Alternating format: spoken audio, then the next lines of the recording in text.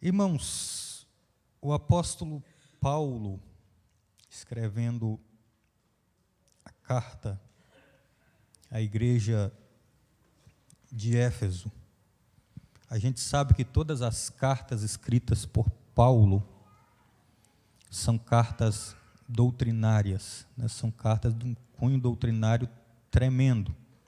Mas, além de ser cartas doutrinárias, são cartas de conselho.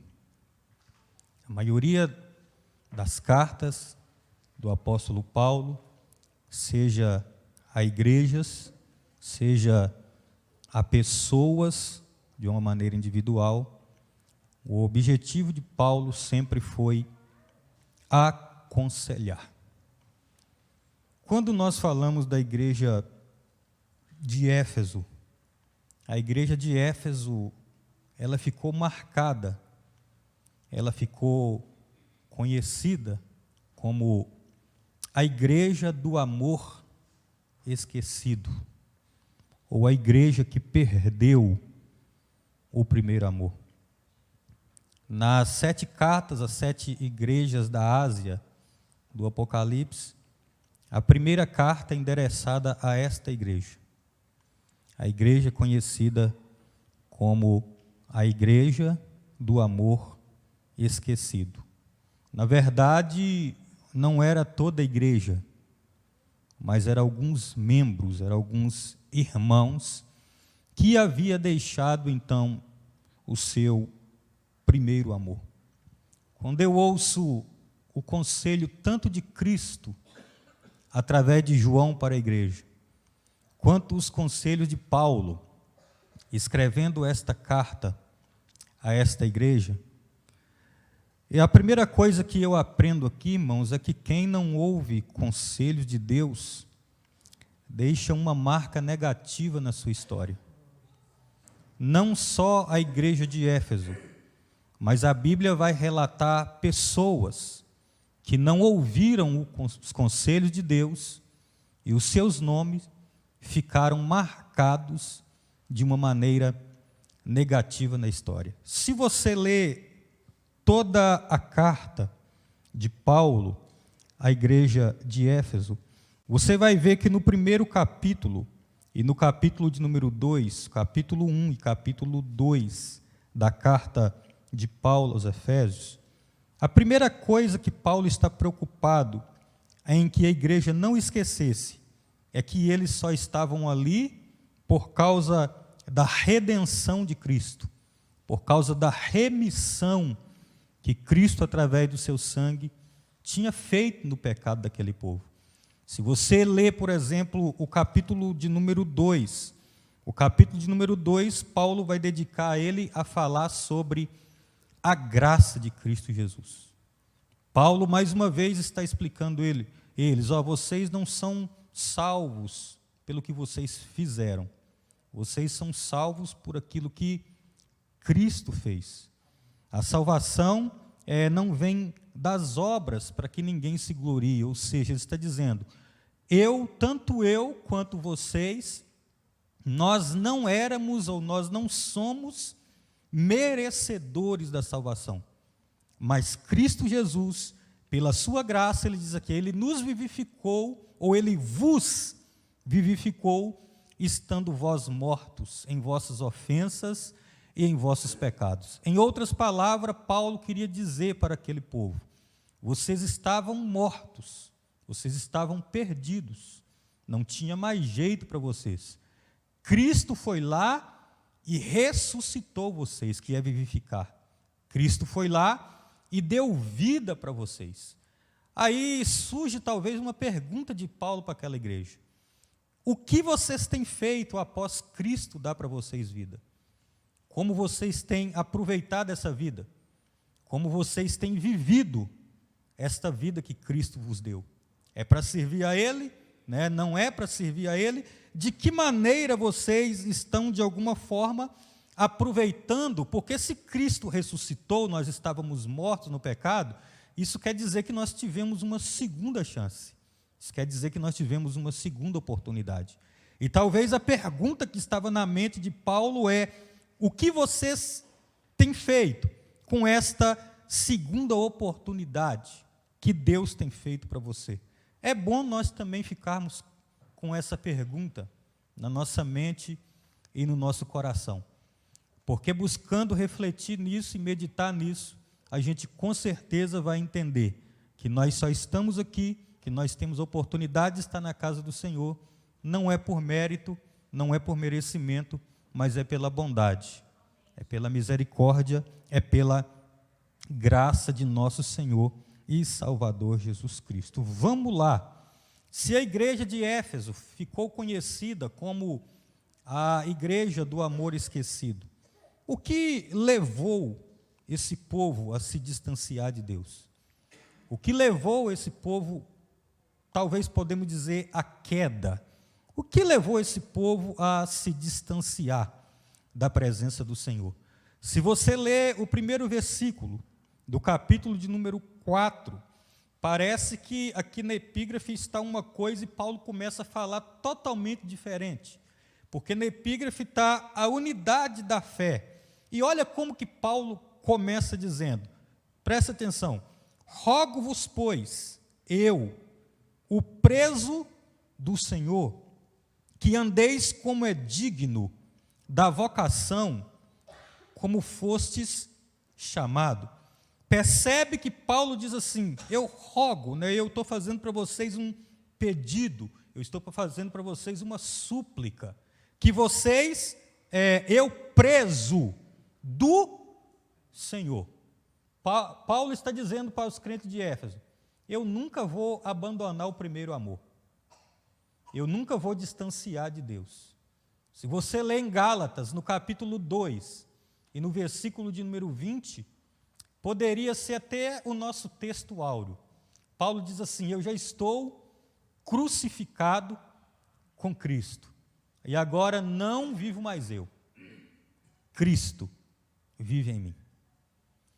Então ele disse isso para os Gálatas, para a igreja da Galácia. Agora ele está dizendo para a igreja de Éfeso, eu sou o preso do Senhor.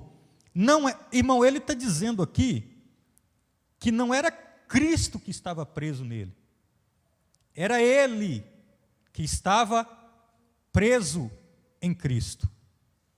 Ou seja, se é ele que estava preso em Cristo, é Cristo que apontava o caminho, é Cristo que apontava a direção, é Cristo que dava o primeiro passo, é Cristo que falava a hora certa de falar, a hora certa de agir, a hora certa de caminhar, é Cristo que apontava o destino.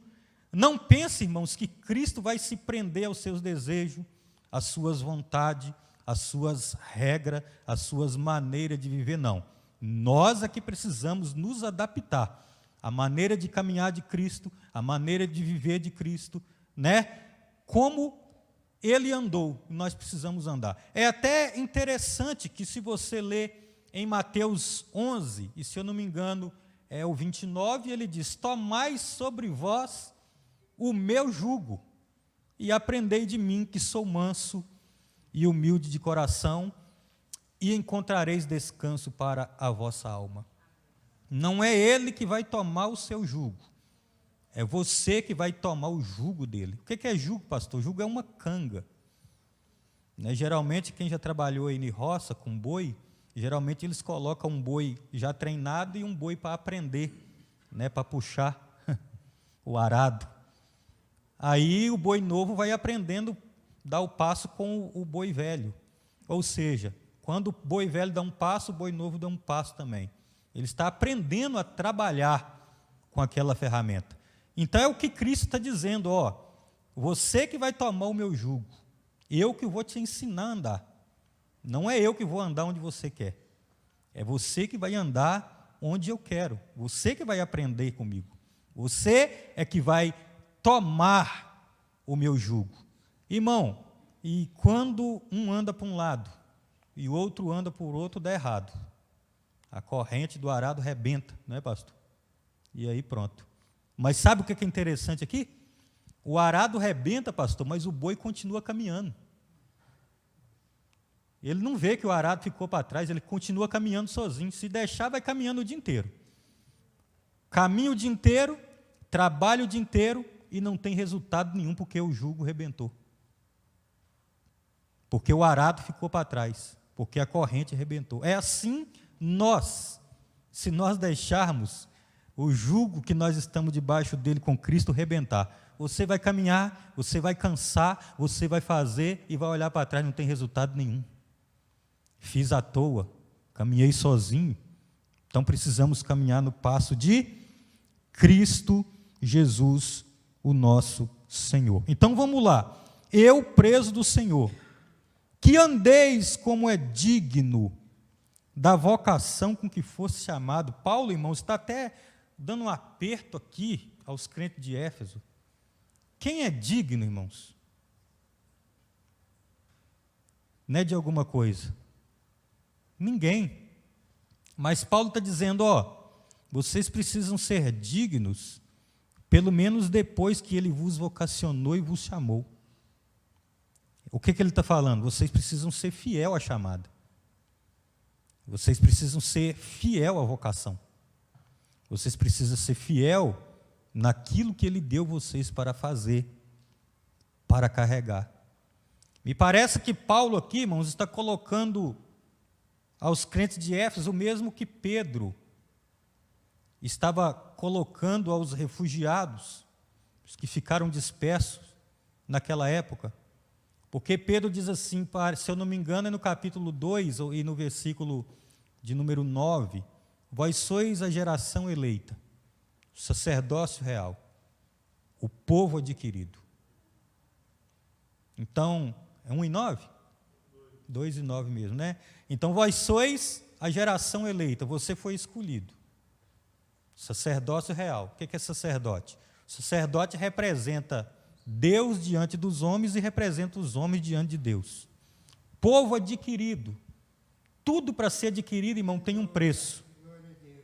Aí Pedro diz que não foi com ouro e nem com prata, foi com o precioso sangue de Jesus. Para quê? Pastor, então Deus me chamou, Deus me escolheu, eu sou representante de Deus diante dos homens na terra, só isso e pronto? Não. Para que anuncieis a virtude daquele que vos tirou, que vos chamou das trevas para a sua maravilhosa luz. Então, Cristo nos chamou para anunciar boas novas, boas notícias, anunciar o seu nome, anunciar as virtudes de Cristo. Pastor, quais são as virtudes de Cristo? As virtudes de Cristo, irmão, não tem nome. As virtudes de Cristo não tem verbo para falar. A virtude de Cristo vai depender da necessidade da pessoa. Se você perguntar, por exemplo, Lázaro, qual é a virtude de Cristo? Ele, depois de 4 dias, ele ressuscita. Se você perguntar para o leproso, qual é a virtude de Cristo? Ele fala assim, ele me limpou. Então, a virtude de Cristo, irmão, não é limitada. Ela vai depender da necessidade da pessoa. E vai depender daquilo que ele fez na sua vida. Se você lê em toda a Bíblia, cada um vai apresentar Jesus de uma forma.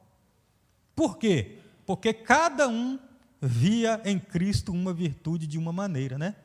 De um jeito. Então, o que ele fez na sua vida? Ele me libertou.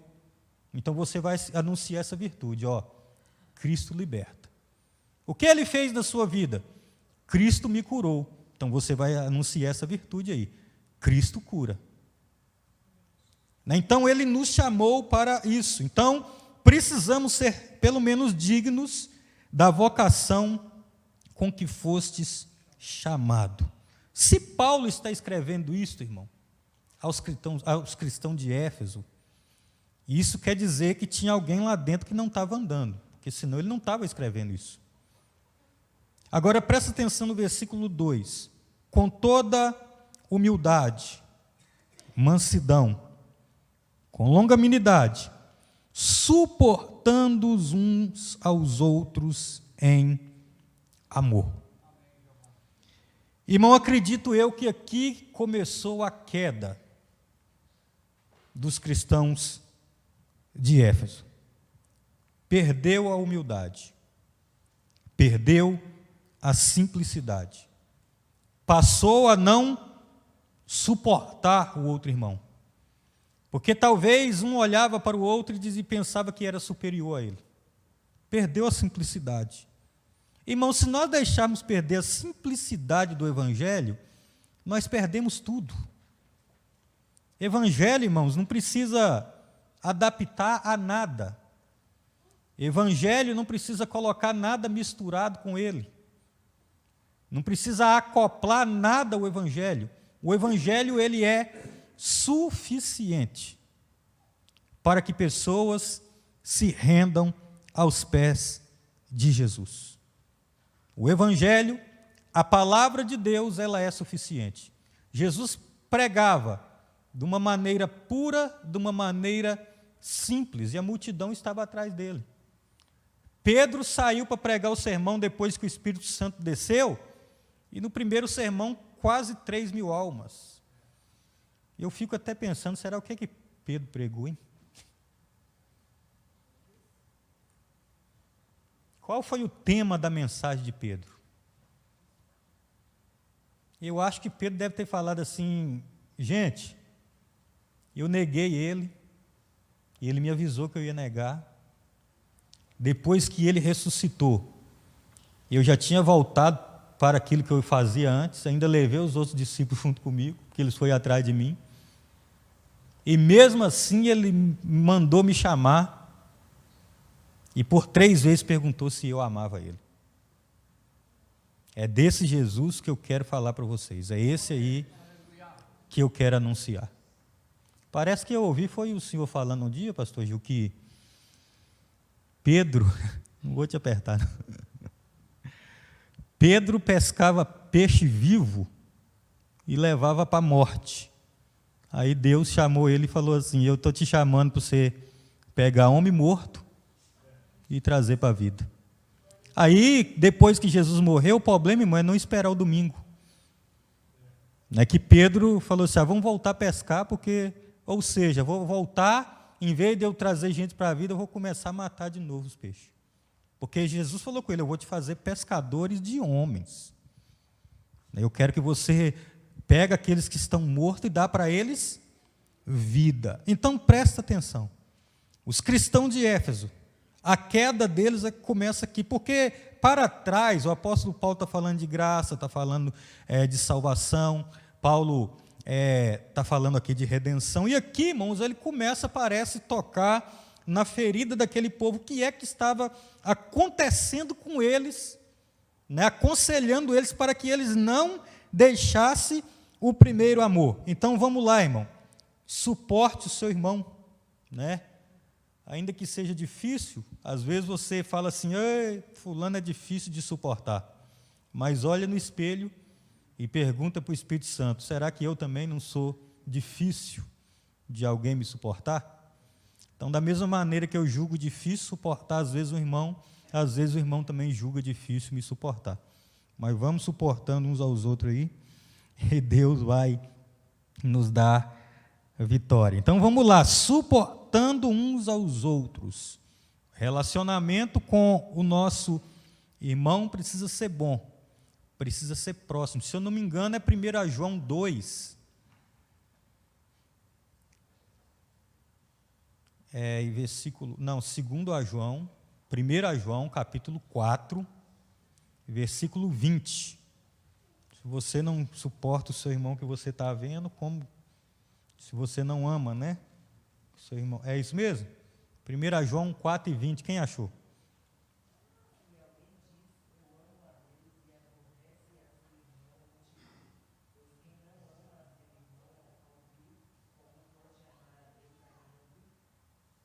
É isso aí.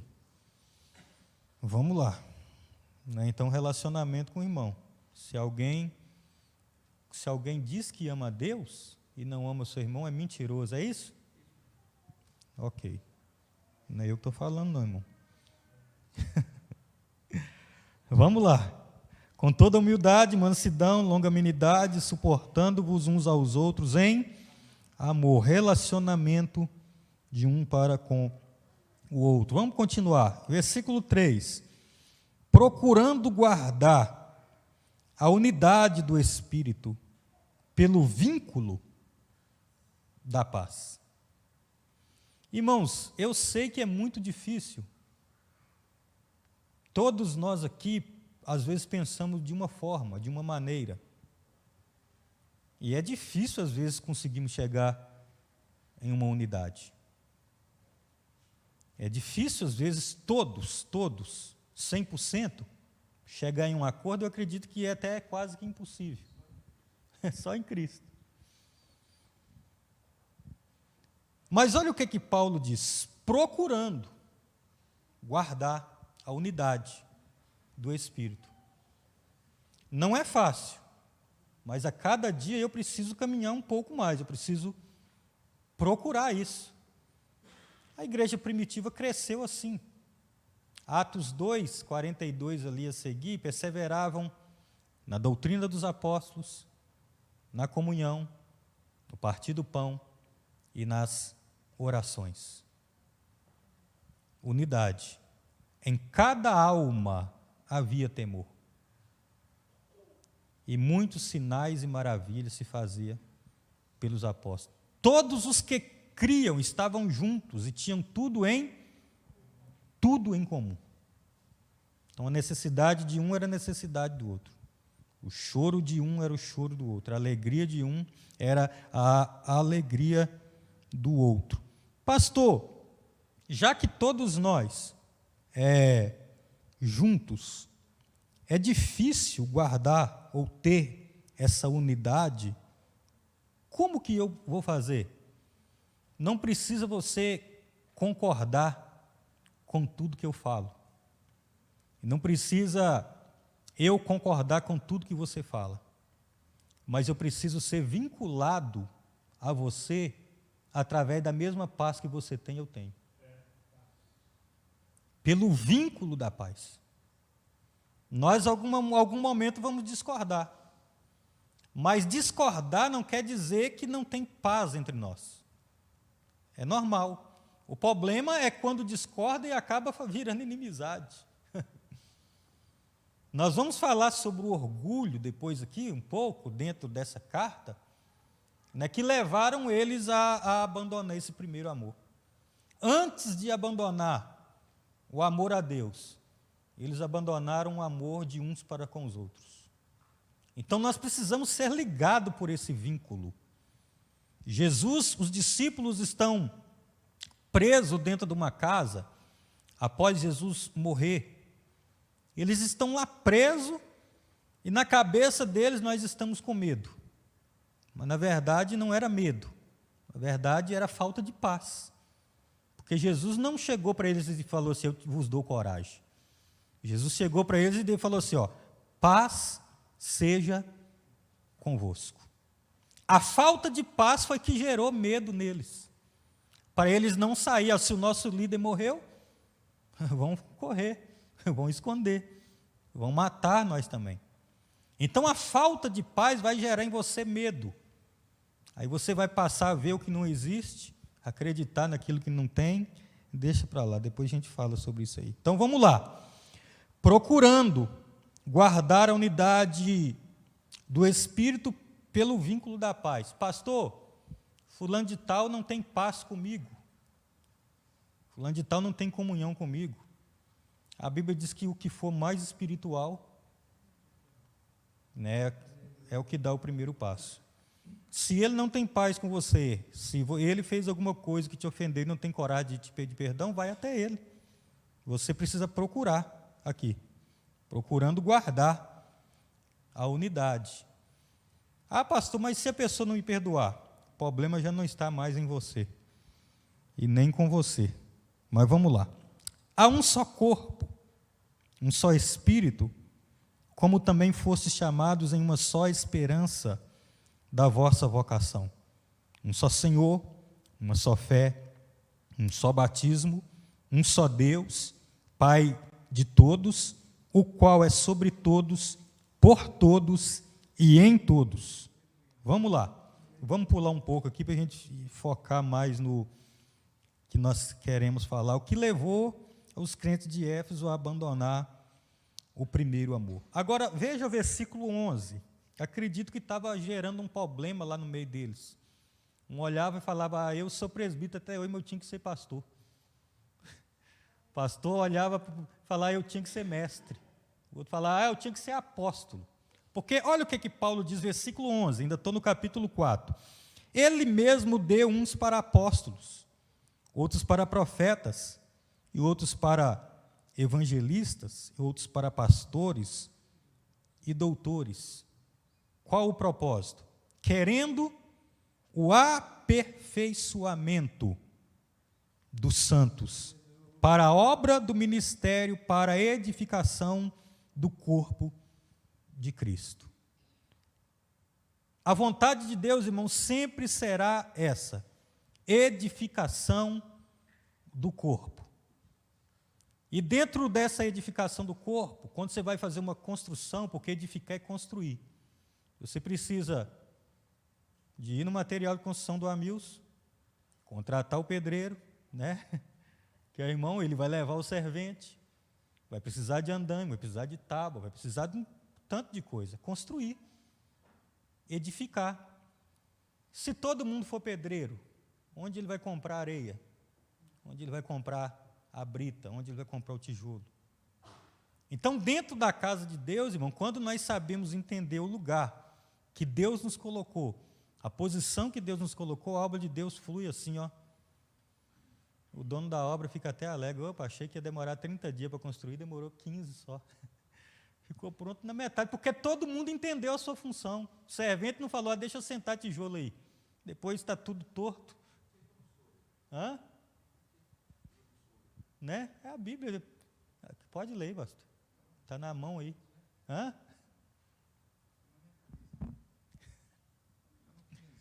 O pé não pode dizer. Pode ler para nós, por favor.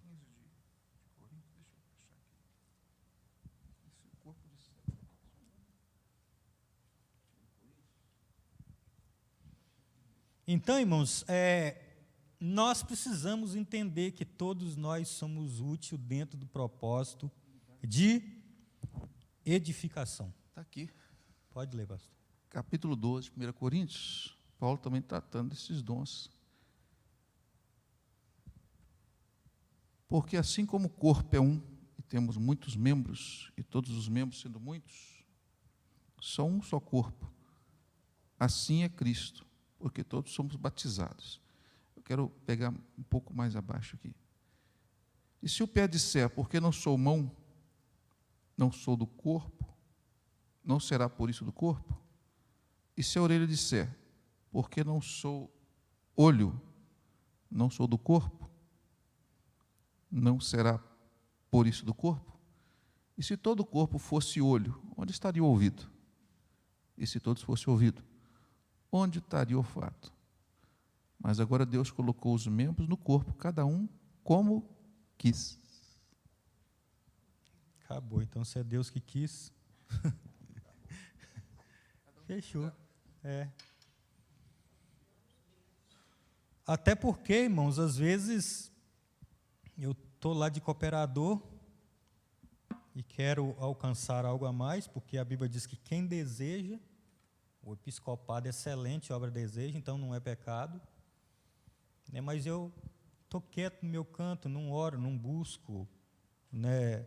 Então, tudo, irmão, tem o tempo certo de Deus e nós precisamos entender isso, que no lugar que você está, Deus te usa para o aperfeiçoamento dos santos. Somos uma construção, somos uma edificação, né? A palavra de Deus serve para isso, para aperfeiçoar, né?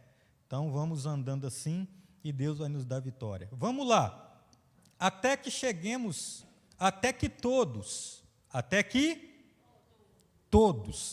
Deus não quer deixar ninguém para trás. Cheguemos à unidade da fé e ao conhecimento do Filho de Deus, a varão perfeito, à medida da estatura completa de Cristo. Isso, irmão, fala sobre progredir. Nós nunca podemos regredir e andar para trás. A vida com Deus, né, andar com Deus, viver com Deus, é uma vida de progressão, é uma vida que caminha para frente, até que todos cheguemos, até que todos. Então não deixe ninguém para trás. Se você percebeu que está um passo à frente de alguém, ajuda ele, segura na mão dele, segura na mão dela, fala, opa, vamos juntos.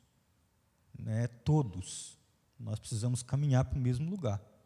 Nós precisamos caminhar juntos. Por isso Deus colocou cada um num lugar. Tem pessoas, irmão, que ganham mais almas do que o próprio pastor. Porque evangeliza, porque tem tempo, às vezes, para sair, para falar do amor de Cristo. É o lugar que Deus colocou ele. Né? Tem pessoas que, através do seu testemunho, através da sua vida, maneira de viver, ganham almas para Jesus. Né? Então, Jesus te escolheu para isso. Tem pessoas que não ganham alma, mas ora para quem está ganhando. Está buscando a Deus, está consagrando a vida. Aí eu não tenho condição de ir, mas eu posso orar por quem está indo. Eu posso contribuir por quem está indo. E dessa forma a obra de Deus vai crescendo. Agora vamos apertar um pouco mais aqui, porque Paulo, no versículo 14, ele diz assim: para que não sejamos mais meninos, inconstantes, levados em roda por todo o vento de doutrina, pelo engano dos homens, que com astúcia enganam fraudulosamente. Irmão, quando fala de menina, a primeira palavra que vem na minha cabeça é pirracento. Paulo talvez está dizendo assim, não seja pirracento. Você já viu aqueles crentes pirracentos? Meu Deus, dá trabalho demais. Só Jesus para ter misericórdia. Paulo diz, admoesta uma ou duas vezes. Se não ouvir, tem que deixar para lá. Irmãos, é um problema para que não seja mais como meninos inconstantes. Agora presta atenção. Levados em roda por todo o vento de doutrina, pelo engano dos homens. Irmão, menino não consegue andar sozinho, você tem que dar a mão a ele. Mas você percebeu que criança é tão ingênua, é tão...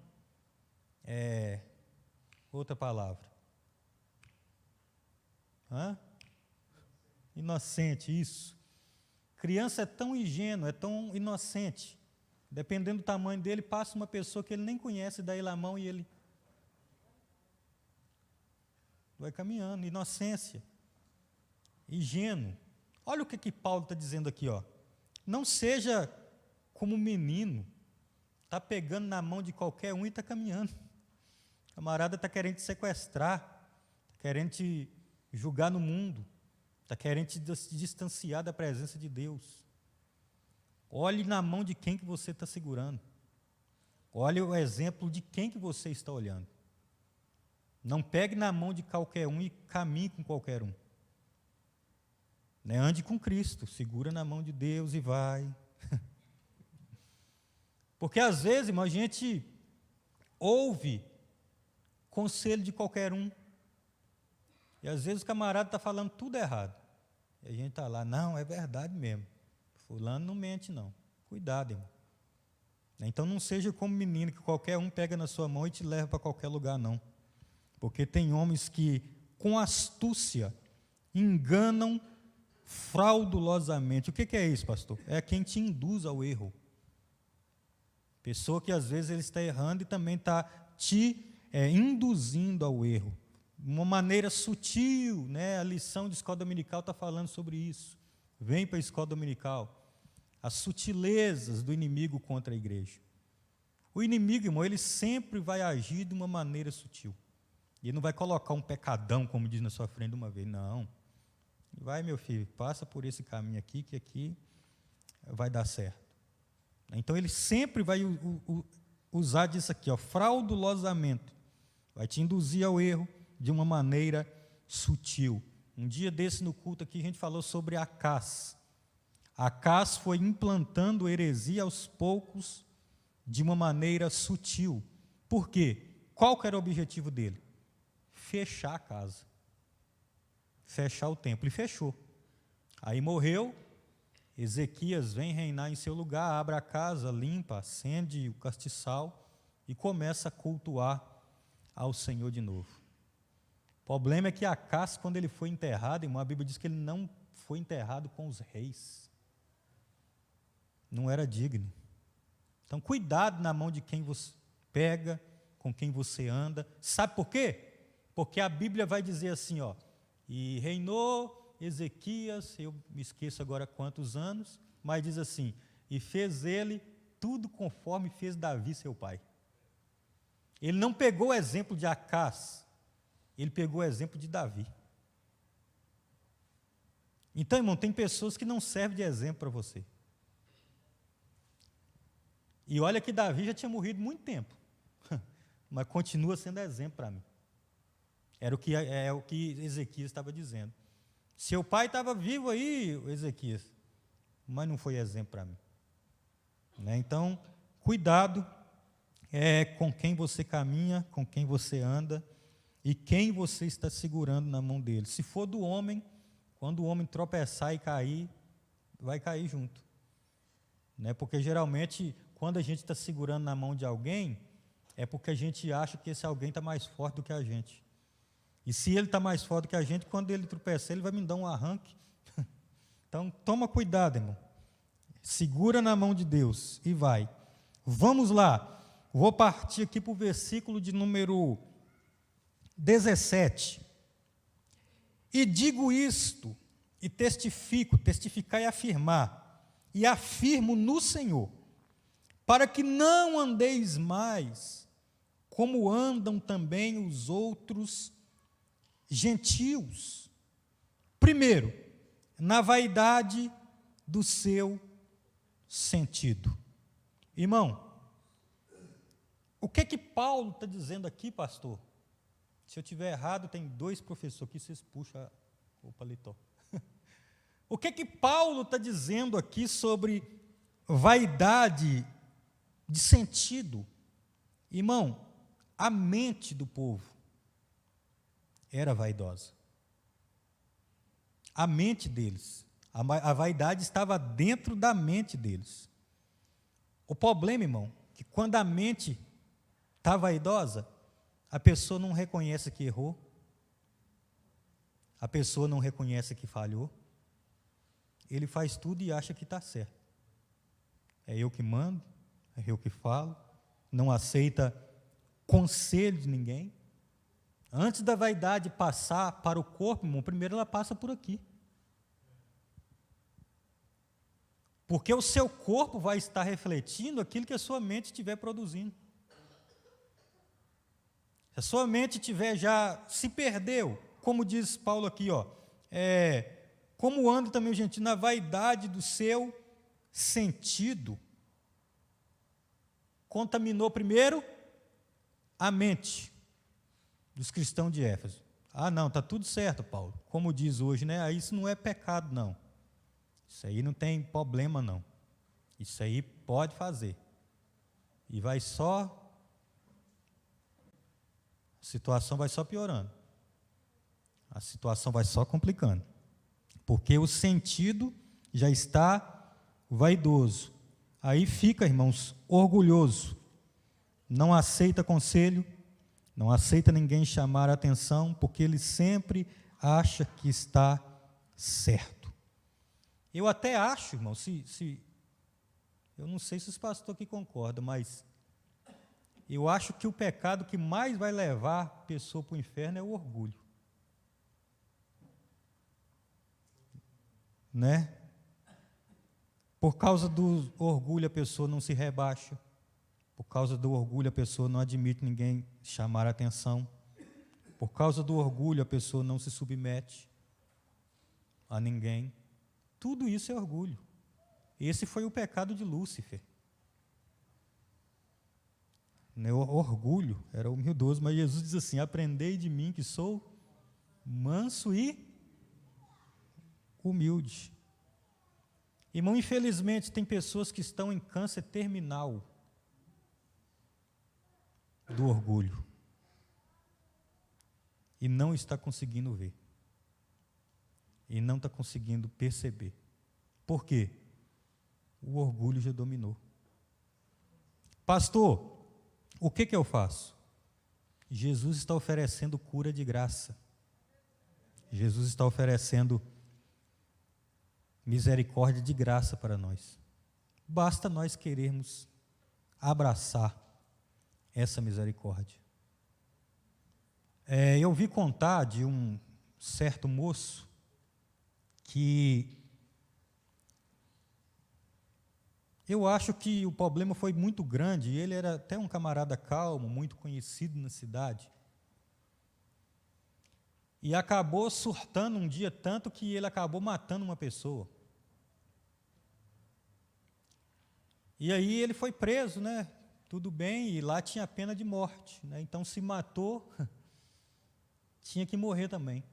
Mas ele era tão boa pessoa na cidade, conhecido, nunca tinha feito mal a ninguém, que os próprios moradores da cidade começou a ir até o juiz falar assim: ô, solta ele, um momento de fraqueza aí, a pessoa fez com ele foi defesa, e não sei o que tem. E o juiz pensou assim: não podia dar um jeito para ajudar esse rapaz, porque a cidade toda está consternada com o caso dele. Chamou o promotor e falou: o que a gente pode fazer? O promotor deu uma ideia para o juiz: vamos fazer o seguinte, eu vou vestir um terno, pôr uma gravata, eu vou pegar a Bíblia e nós vamos colocar o perdão dentro da Bíblia para ele. Aí o promotor fez assim, pastor Gil, pegou o perdão, colocou dentro da Bíblia, chegou lá: fulano de tal, sou eu. Aí eu vim trazer algo para você hoje. Não quer saber de pastor que não. Pode ir embora. Não quer saber de você. Não, mas eu trouxe coisa boa aqui, está dentro da Bíblia. Ele: não quero nem saber. Pode ir embora, minha vida está atrapalhada. E aí ele voltou e falou assim: juiz, o camarada lá não quis receber o perdão, não. Aí no dia dele morrer, ele ficou sabendo. Dia que aquele homem que foi lá era o promotor, estava levando para ele dentro da Bíblia o perdão.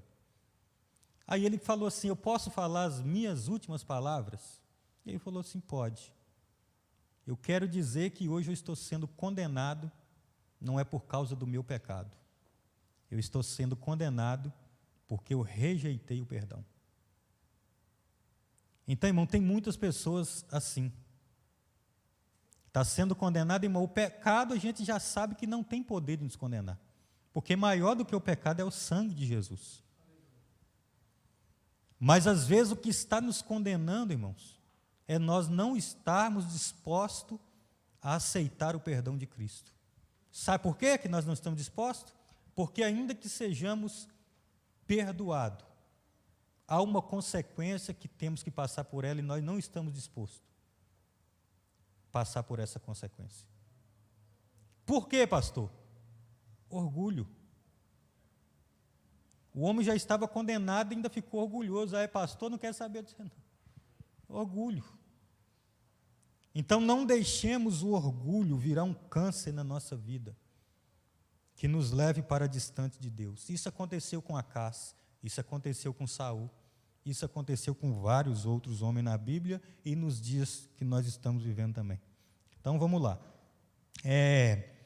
E digo isso e afirmo no Senhor, que não andeis mais como andam também outros gentios, na vaidade do seu sentido. Versículo 18. Entenebrecido no entendimento. O que significa entenebrecido, pastor? Coberto, tampado. Tem pessoas que estão com o entendimento coberto, tampado, para as coisas de Deus. Para as coisas do mundo, não. Pastor, eu não consigo decorar nenhum versículo, mas já decorou a música toda do mundo. Pastor, eu não sei onde que foi lido a palavra de Deus hoje no culto no início.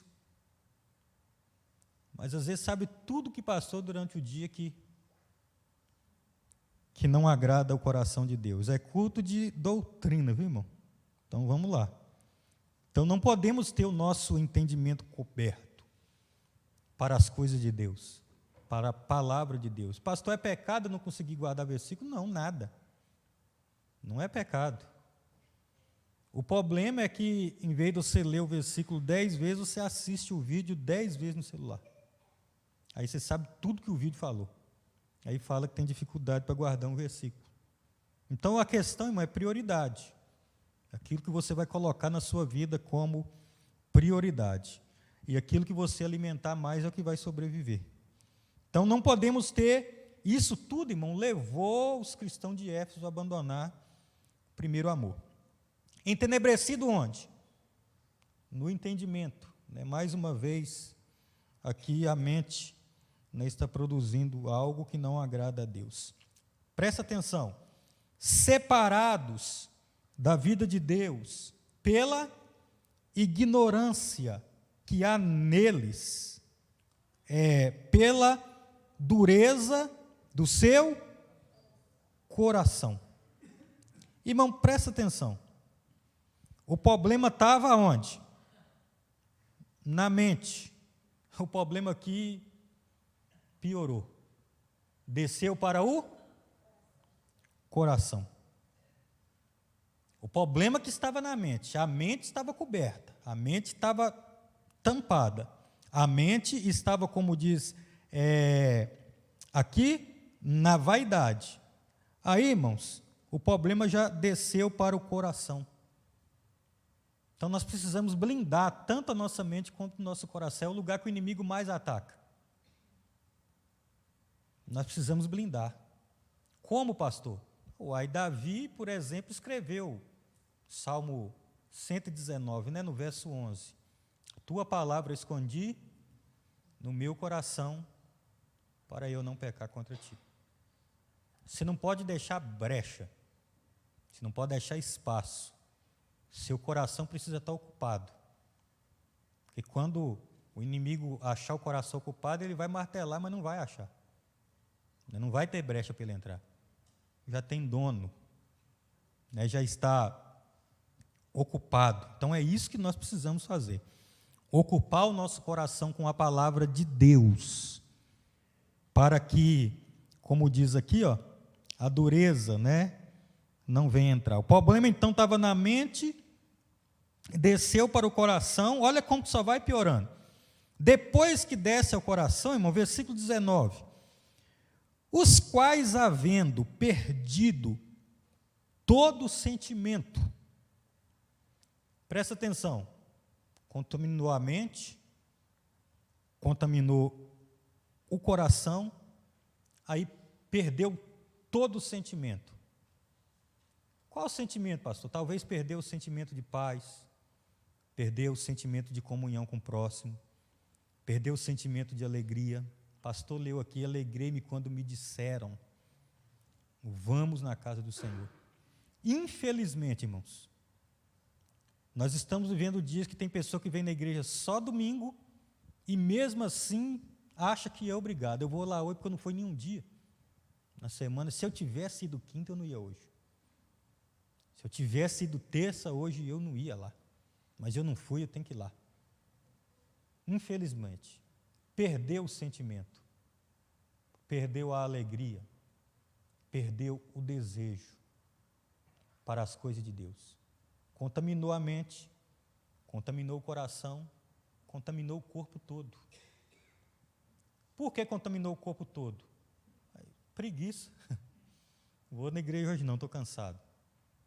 Vou na igreja hoje não, vou dormir. Vou na igreja hoje não, vou descansar. E esse descanso, irmão, não é físico. Às vezes esse cansaço é espiritual. Porque às vezes a pessoa passou o dia inteiro e às vezes não fez nada. E de tarde está cansado. É espiritual. Você já percebeu que quanto mais você fica deitado, mais você quer deitar? É dessa maneira. É um problema. Então, às vezes, procura ver se o cansaço é físico, ou se é espiritual, ou se você já não perdeu o domínio do seu corpo. É porque veio o problema na mente, desceu para o coração e aí contaminou todo o corpo, qual, perdendo todo sentimento, presta atenção, se entregaram à dissolução. Dissolução, irmão, é rompimento. Dissolução é separação. Dissolução é quem está afastado. Então o povo contaminou a mente, O coração deixou de ter desejo para as coisas de Deus. O que aconteceu? Desviou. Foi para longe de Deus. É por isso que perdeu o primeiro amor. Você já viu quando está no primeiro amor não tem cansaço, não tem dia, não tem hora. O desejo é que chega a hora rápida, a gente está lá, é o primeiro amor. É por isso que o próprio Deus fala com eles, vamos ler aí, Efésios 2, se eu não me engano é o 3, versículo 3.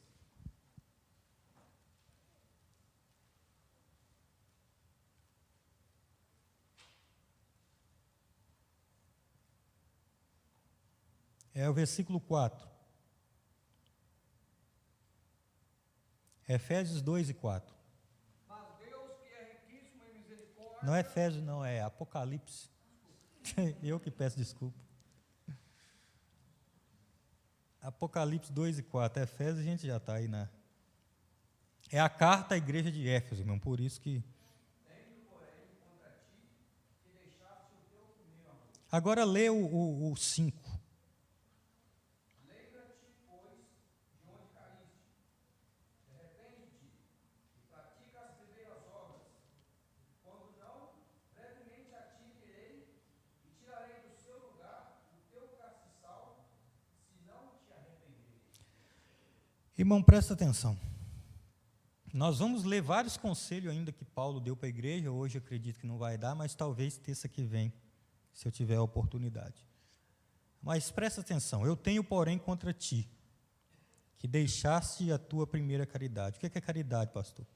É amor em exercício. Pararam de exercitar o amor. Agora, presta atenção. O mesmo Deus que dá o diagnóstico é o mesmo Deus que dá o remédio, ou a maneira, de se consertar. Qual que é a maneira de consertar? Lembra-te, pois, de onde caíste. Irmãos, eu acho que o problema aqui nem é lembrar onde caiu. Porque lembrar, eu acho que todo mundo lembra. Eu acho que o problema aqui, pastor Gil, é reconhecer que caiu. Aí entra de novo o quê? Orgulho. Lembrar, irmão, a gente sabe onde que a gente dá umas tropeçadas. O problema é reconhecer. Então lembra, Deus está dando para eles a receita, lembra de onde caíste.